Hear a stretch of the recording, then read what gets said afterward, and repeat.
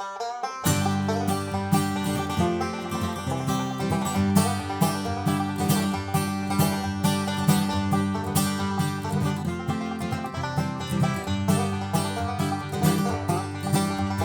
train can run two ways up and down the track. I hope someday you might be coming back. So I wake every morning and pray today might be the day. The train that took you away is gonna bring you back. Standing at the station, looking on down the line, hoping that my baby's riding that 409. Searching the horizon, hear the whistle whining, smoking from an old smokestack. A train can run two ways up and down the track. Yes, a train can run two ways up and down the track.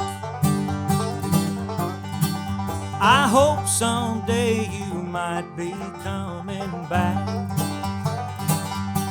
So I wake every morning and pray today might be the day. The train that took you away is gonna bring you back.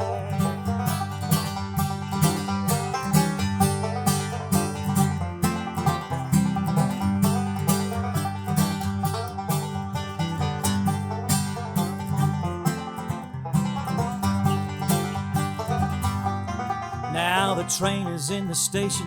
Tell me, could this one be? Searching every face, strangers are all I see.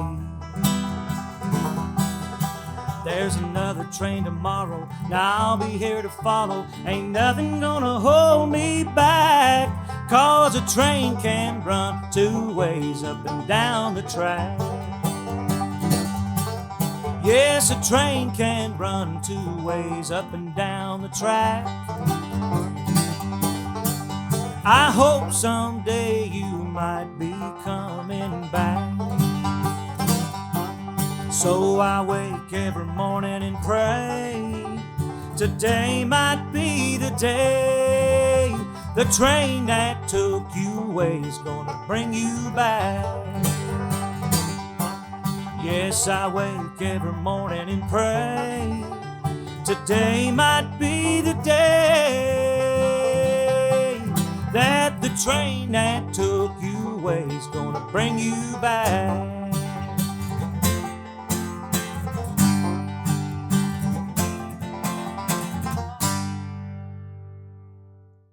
Hey everyone, it's Michelle Lee, and it's time to get real here on Real Talk. Hey everyone, I'm Michelle Lee, and we're about to get real here on Real Talk Bluegrass with Eddie Sanders. But first, I want you to check out my official website, MichelleLeeOnAir.com. This is where you can find all things about Real Talk Bluegrass, the Bluegrass Borderline, and the Smoke Country Jam. That's MichelleLeeOnAir.com. Now let's get real on Real Talk. There ain't no light on the blind side, and you know it just won't wait. You can't run, and you're running down your face.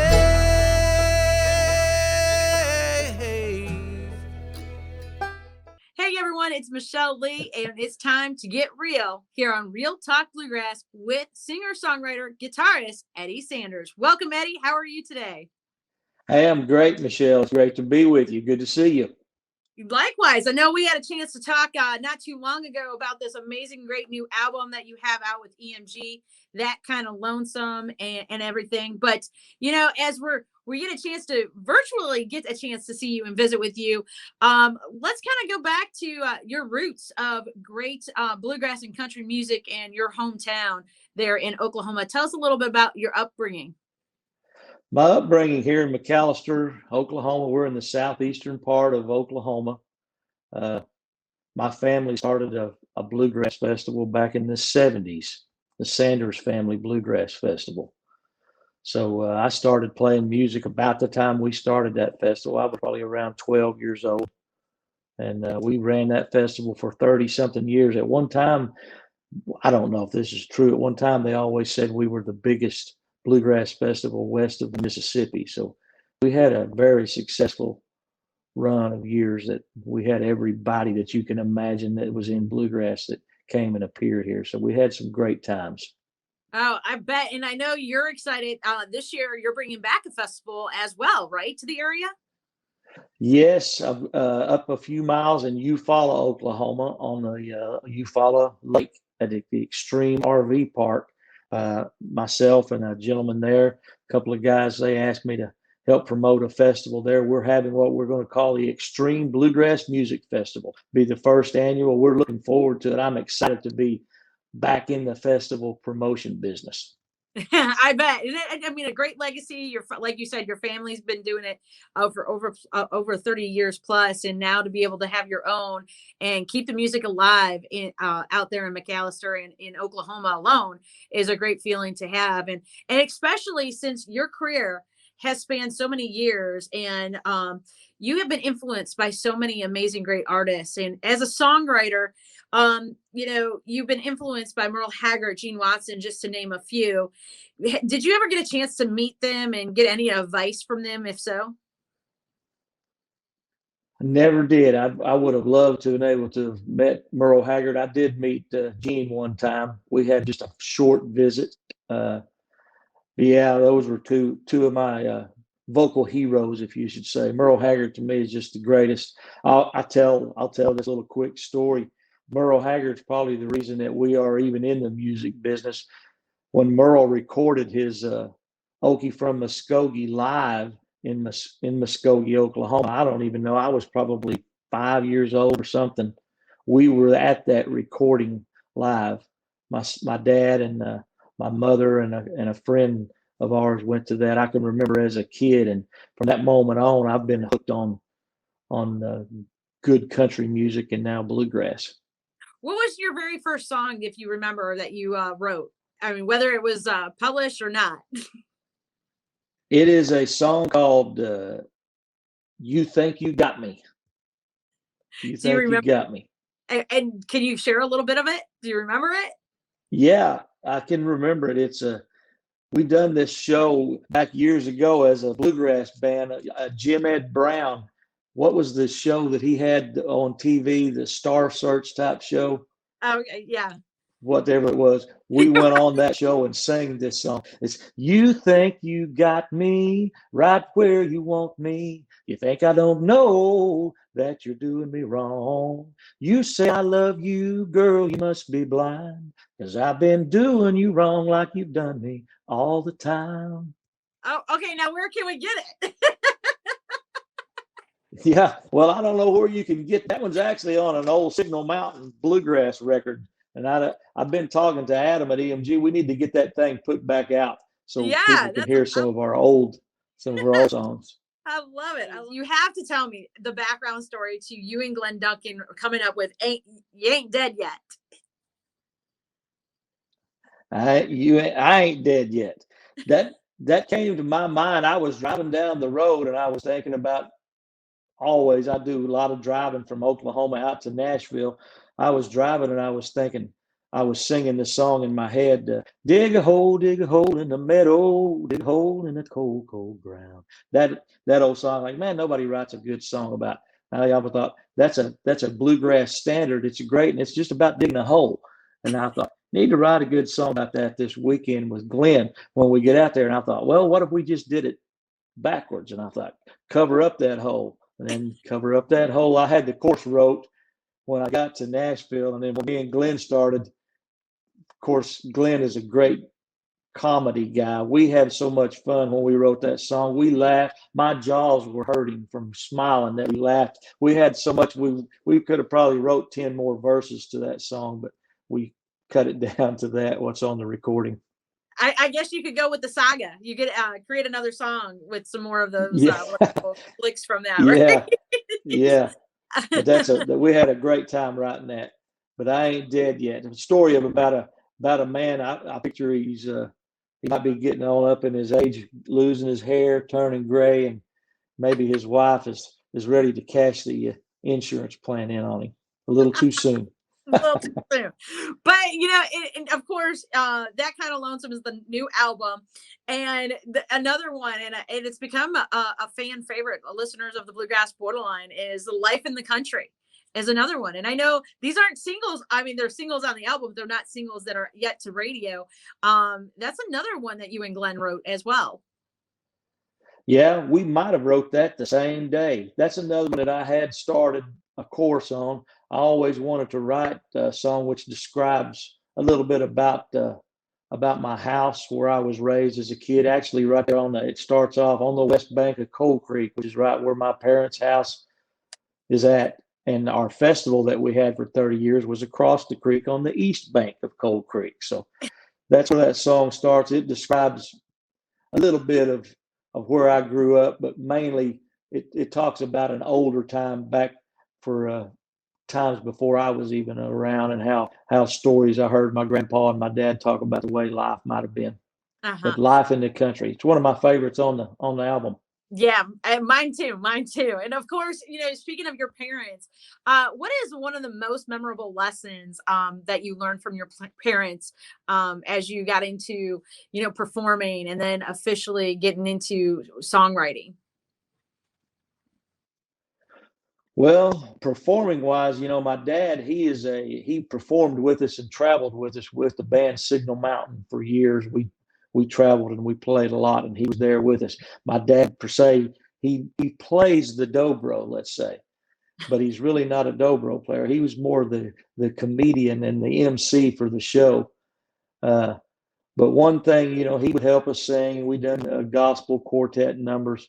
But one thing that I still try to carry, and I say this, and this Life in the Country is sort of an example. Mm-hmm. One lesson that he always told us is don't play above the head of the audience. The audience is there. You're not playing for a bunch of musicians.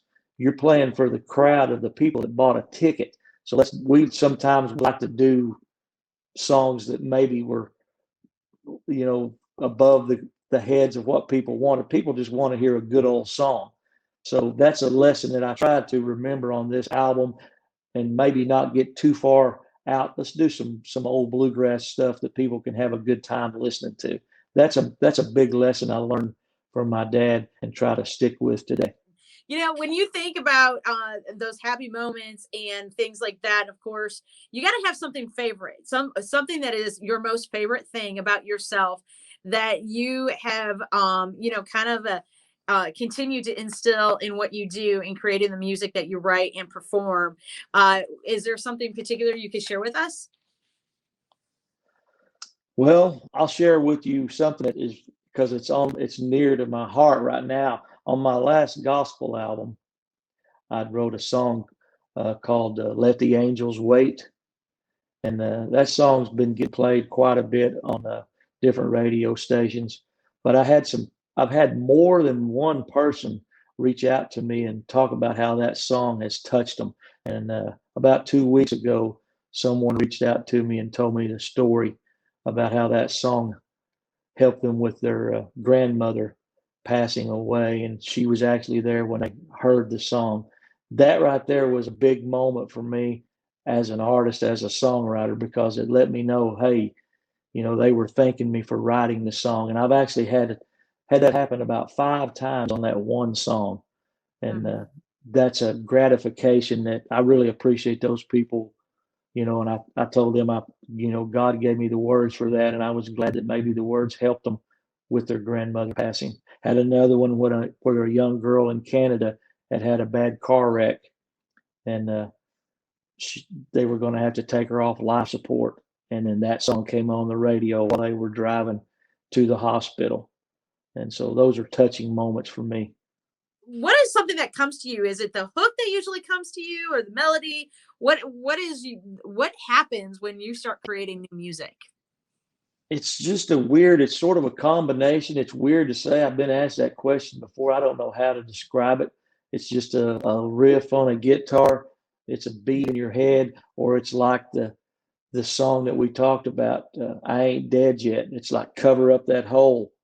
Mhm. Another song on that on this new album is talks about the rain. But it was raining on me driving down Interstate 40, and I was talking to someone on the phone, and it would rain and it would stop, and I was just like, "Here comes the rain again." It just came out, and I'm like, "Well, that sounds like a song." So I saved that in my brain, and then we wrote a song about that. Now you've co-write quite a bit with Adam as well as Glenn. Has there been anybody else that you've co-written in the past or even recently that you've never written that you wish you could write more with? Well, that would be my buddy Sean Kemp.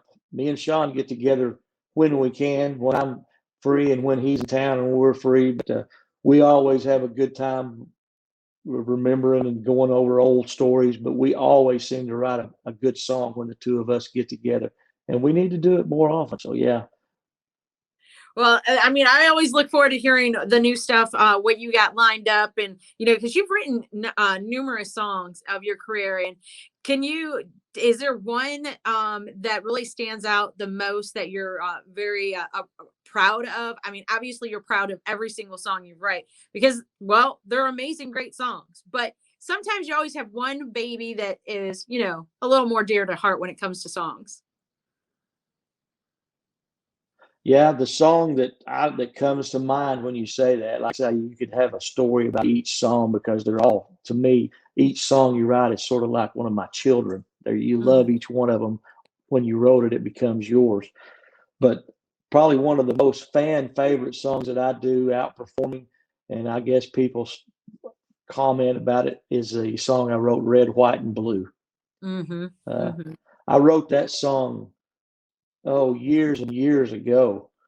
Uh, and because I was going to sing at church, they asked me to sing on the 4th of July at church. And I thought, well, there's just really not any patriotic church songs. So I wrote that song probably back in the 90s and then sang it one time and then put it away. And my daughter was here sometime and she was looking through songs. She said, "What is this song here?" This was after the Twin Towers in New York. And it was shortly after that she found that song. I said, "Yeah, I remember right. I sang that one time at church." And she said, "This looks like a good song. Let me hear it." So I've done it and recorded it shortly after that. And every time I do a show, people always, that's my number one requested song is, Mhm. Oh, is that. as we're gonna get a little more real with you right now, Eddie. All right. All right, bring it on. Bring it on. I've been waiting. All right. So, I actually this is kind of funny. I had someone who asked, wanted to know if you actually had tattoos. Do I have tattoos? No, I do not. It's amazing when people send me to ask, and Yeah. also the same person wanted to know like how you feel because like you said your family part of the bluegrass festival scene out there in Oklahoma for over 30 years.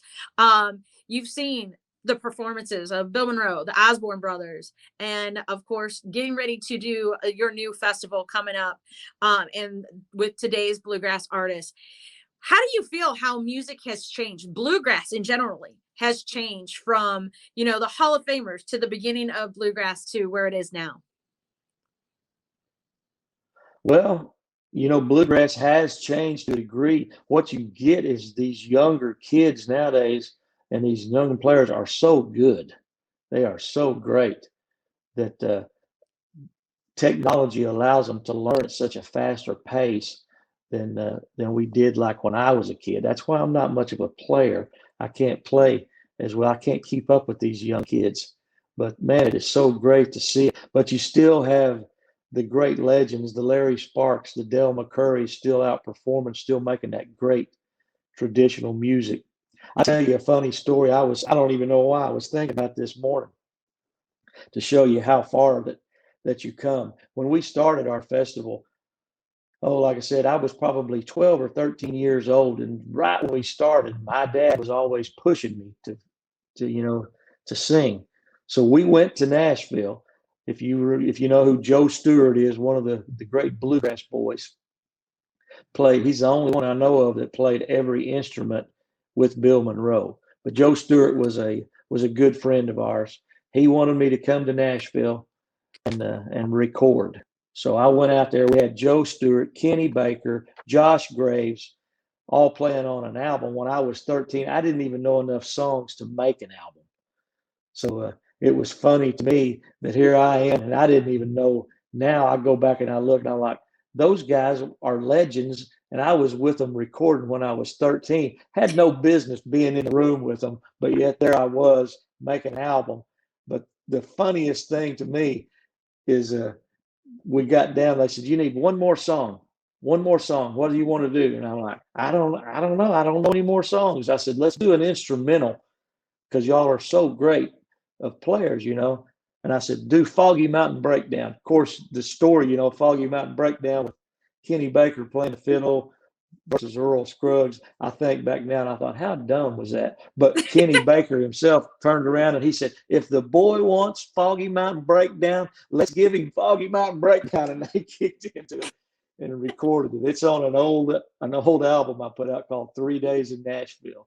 But that just shows you. But nowadays, you know, people wouldn't just go into the studio without having their song, their material ready. We Yeah. just went to Nashville and started recording songs, and you can tell it when you listen to the record. I'll tell you one more embarrassing story to me that's funny that my brain just kicked in. And I thought, well, that's pretty embarrassing. Probably about that same time period, Bill Monroe was playing our festival. So my dad, he tells Bill, he said, "I want my son to get up and sing a song with you." Of course, you know, he's working for us. Bill's like, "Sure." He didn't know if I could sing, can't sing, whatever. So we get up and he says, "What you want to sing, son?" I was like, I don't know. He said, "How about Cabin Home on the Hill?" I said, "Yeah, I know that. Let's do it." And he said, "About B natural." I thought he was asking me what would be natural. And I said, about A. He's like, "No, B natural." I said, "About A." He said, "Let's do it in B." Boy, they kicked off and we was gone, done it in B. Then I went back. Finally, they were telling me, now he was saying B natural. That's the chord he wanted it in. So I had to slide my capo up. They were taking off and B, and we sang the song. And that was a funny moment for me as a kid. That is awesome. Well, who else have you had a chance to perform with that are unfortunately no longer with us in the bluegrass? Oh, shoot. I played a lot of times with Mac Wiseman. I played so many shows with Mac over the years, and Chubby Wise, like I said, Josh and Joe Stewart, some of those older guys like that. I always loved. I would give anything to be able to go back and do that again with those guys, and I would soak it up and enjoy it more. At the time, we were just going through the motions and playing, and not even thinking about what we were doing. But Mac Wiseman was such a great singer. He could control a crowd like I've never seen. I played bass a lot of times behind Mac, and I was always just amazed at how the audience was captivated by Mac Wiseman, and he was always a hero of mine as well. Well, I have another question from a fan, Rick, and he wanted to ask you this. When writing and co-writing, has there ever been a time where you have disagreed on what to put into the song and what not? Oh, sure, it happens all the time. It happens all the time. Can you share an Uh, incident in a song that particularly happened on? Let me try to think of one. Uh, Me and Glenn had a disagreement. I'm trying to think of the lyric that I wanted to put in there. It was on this album. It is where it talks about Mama taught us how to pray. It might be the life in the country, but I wanted to say we didn't have much. The song talks about how we didn't have much. Mama taught us how to pray. We didn't have much. My lyric was, it didn't take us long to pray. We'd thank the Lord for all we had. We we thank the Lord for all we had. It didn't take long to pray because they didn't have much to be thankful for. But Glenn said, "Oh, we can't put that in there," so we changed it. Mama taught us how to pray. we thank the Lord for all we had. She taught us how to pray, and mine was it didn't take long to pray. Glenn said, "Now you might do that live, and it'd be funny." But he said, so we argued back and forth. It wasn't a big argument, but I Right. was leaning to more of the comical side. Sean Camp told me this early on when I first started. I really didn't get completely serious about my writing. I wrote lots of songs over the years, but it was just always I just write it quickly and write a song and be done with it. But Sean and I were writing, and he told me this. He said, if you're co-writing with someone, and he said, and if you feel that you're right about something, you got to stand up and fight for it. He said, if you're writing with somebody and you really feel strong about your side, stand up and fight for it. He said, if that's me, we're writing with whoever. He said, if you feel strongly enough about it, he said, stand up. So I try to do that. I was like, now, if we're wanting a chord change or whatever, but it does happen. But most people you write with, it all works out for the best the way it is. So I've never had to have a full blown argument with anybody about anything because it always ends up good. Is there a place that maybe a strange place that a hook just came to you and then you're like, I gotta put it down, I gotta write it down? I do it every day. In my phone right here on the notes app, I have so many. Well, you want me just to go to it right now, Michelle? Let's read a note Let's of see songs what you that got I have wrote. These are just ideas, and I write down different things. Somebody told me in Nashville the other day, I was there and they were talking about it being a little cold snap came in, and they told me that there were different winters. And they called me, the one that we were in was called Blackberry Winter. I've never heard of such a thing, but I wrote that down. You have Blackberry Winter, Red Bud Winter, Dogwood Winter. So that's just a little stupid thing, but that's the way I work. And it sounds like I got another one that here. one's gonna be like a winner. Yeah, Blackberry Winter. Here's one I got here called Like Rain to a River, and I'll probably write that.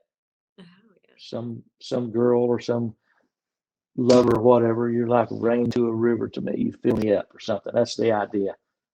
This brand new album from EMG, it's just spectacular. And talking about some of the tracks off of that, of course, the current single Like a Bad Outlaw, another great song off this album. It's so fun to get a chance to have a chance to talk with artists like yourself and getting a little insight on how it all works and how it comes together. Like you said, the technology world is different these days from going right into the studio and not having anything prepared and just throwing it out there, and to today where you're setting everything up and going right down the list of what you want to make happen and with who.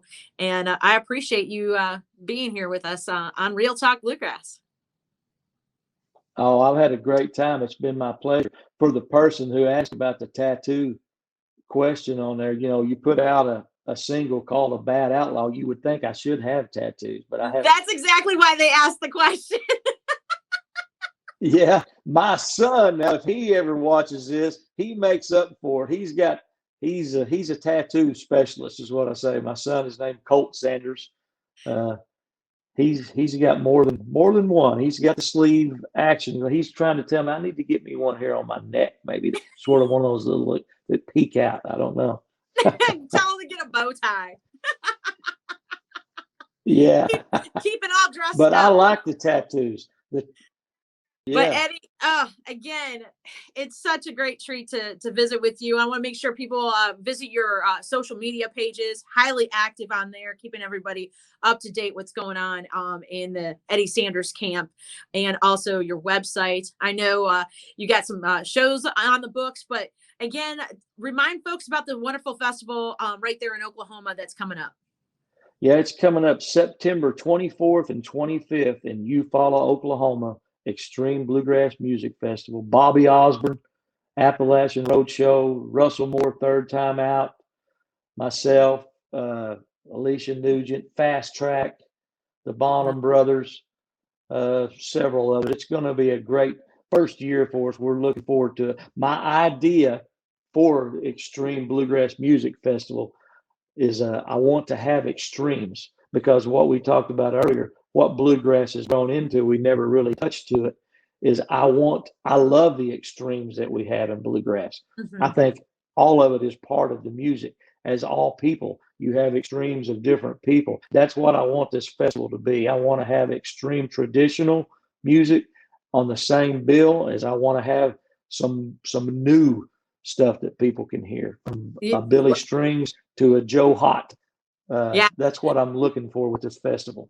Oh, I love it. I wish I could be there. Maybe I'll have to plan to be there next year. That will have to be something on my books. Let's plan on it. Let's plan on it. Maybe you can come out and help us do some MC work or something. All right, man. I would be happy to do it. I would be happy to do it, because you know what? That show, and a lot of shows out there, festivals that kind of bring in all the mixes from the traditional to the contemporary and the progressive and the newgrass. And that's what my show's all about. That's what the Bluegrass Borderline is. And I try to make sure people realize it's not just one part of the genre. Bluegrass genre music is huge. And once you get to a festival, that's where you find how big it is. And I love the fact that you're doing that with Extreme Bluegrass Festival in September in Oklahoma. Again, everybody got to check out EddieSanders.com for all the details. Get your tickets, head out there, have some fun, and enjoy some great bluegrass music. And I'm sure we're probably going to see some amazing, great video footage from then and before that. But I can see you getting up on stage with a few of those artists and performing and making your mark on the new adventure with Extreme Bluegrass. It's going to be a great time. We're looking forward to it. Like I said, I'll feel like I'm home again. My dad's still alive. He's 80-some years old. He's going to be helping do some MC, and he's always good for. You think I've got some stories to tell? He could tell so many jokes and stories that would put me to shame. But he'll be there for all the old fans that like to hear him talk. So we're looking forward to it. It's going to be a good time. Love it. Love it. Again, thank you to Eddie Sanders, as we just got real here on Real Talk Bluegrass, and look forward to all of you guys to check out his social media page, as well as EddieSanders.com. Visit my social media pages, as well as visit my official website, MichelleLeeOnAir.com. And again, thank you, Eddie, for joining us here on Real Talk Bluegrass. It's been a pleasure. It's been my pleasure. Thank you so much. It's been great doing some real talk with Michelle Lee. I've had a great time. Thanks so much. Hey, everyone. I want to remind you to check out Bluegrass Music TV at bluegrassmusictv.com. Follow Eddie Sanders on social media, as well as visit his website at eddiesanders.com. And don't forget, check out my official website, MichelleLeeOnAir.com. Thanks to Eddie for being a special guest, and Sammy Passamano with Bluegrass Music TV, keeping us on and real here on Real Talk Bluegrass. You guys have yourself a great day. And again, thank you, as we just got real here on Real Talk Bluegrass. Until next time.